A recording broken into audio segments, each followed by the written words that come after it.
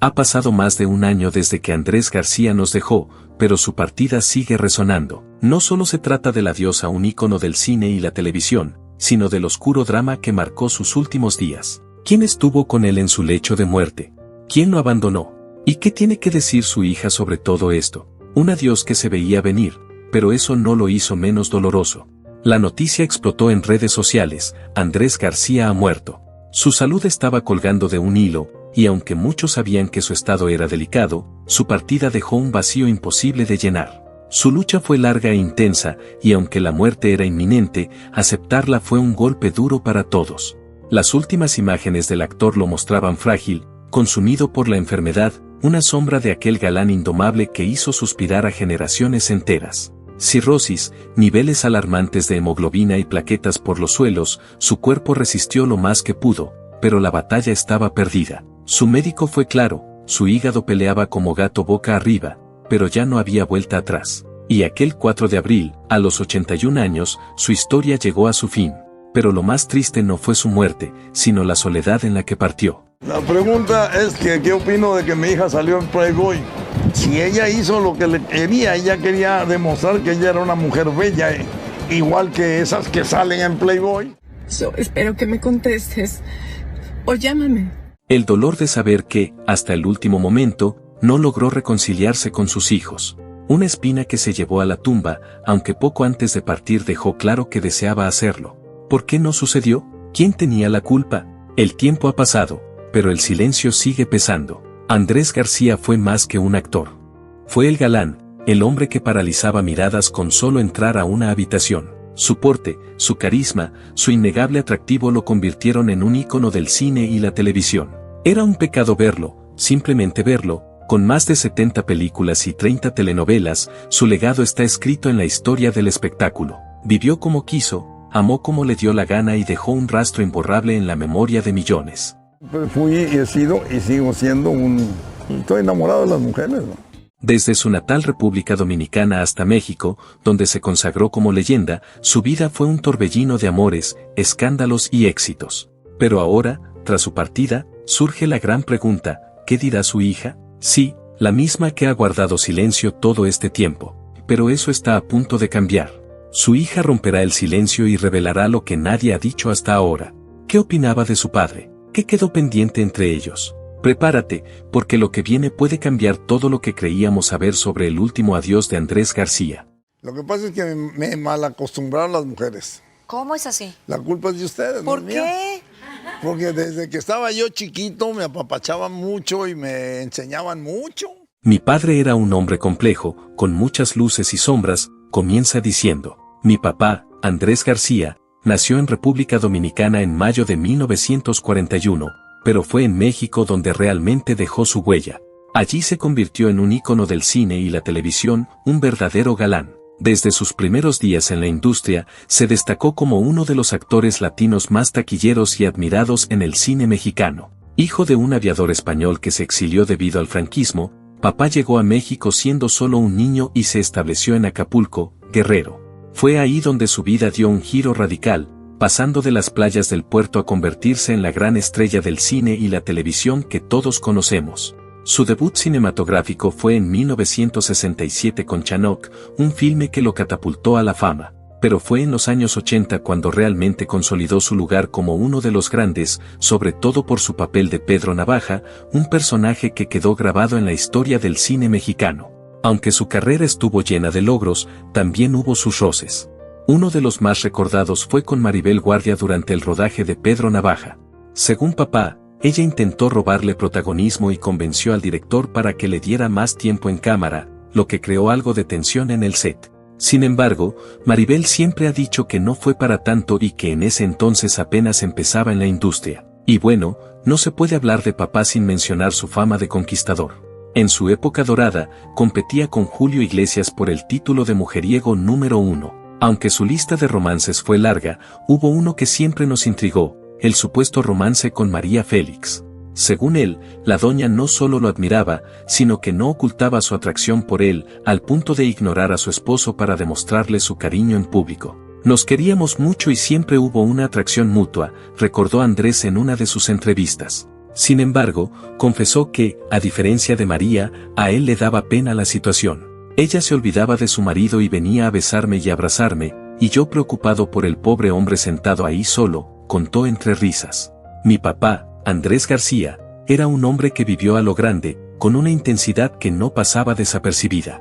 Todos lo querían, lo admiraban, pero también estaba rodeado de controversias y pasiones. Su vida fue una película, una historia que estoy segura que seguirá siendo contada por generaciones, como las leyendas que no mueren.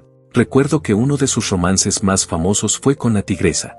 Era una mujer con un carácter fuerte, pero lo más impresionante era su costumbre de soltar a sus tigres en casa para asegurarse de que los invitados no pudieran escapar, como si los felinos fueran los guardias de su mundo. Si no te devoraba uno, ella lo hacía con su personalidad arrolladora. Papá siempre fue un hombre de muchos amores, y lo decía sin tapujos, me enamoré profundamente al menos unas 10 o 11 veces, decía. Con esa galanura que tenía, las mujeres caían rendidas ante su magnetismo. No me extraña que muchos de ellos bromeaban diciendo que entendían por qué no los querían.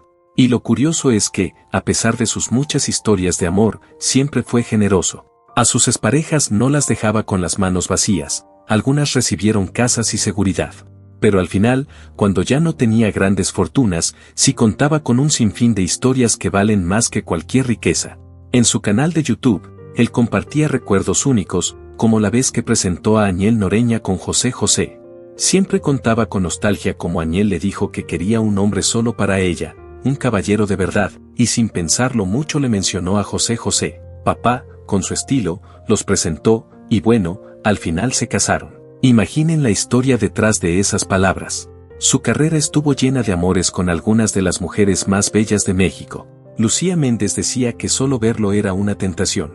Aunque muchos cayeron bajo su hechizo, también hubo quienes decidieron alejarse, como Carmen Campuzano, que lo dejó por su reputación de mujeriego. Papá, sin embargo, lo aceptaba todo con humor. Él mismo confesaba que cuando empezó a contar a sus amores, a los 18 o 19 años, ya iban por más de 600, y a los 26 o 27, ya eran casi 800.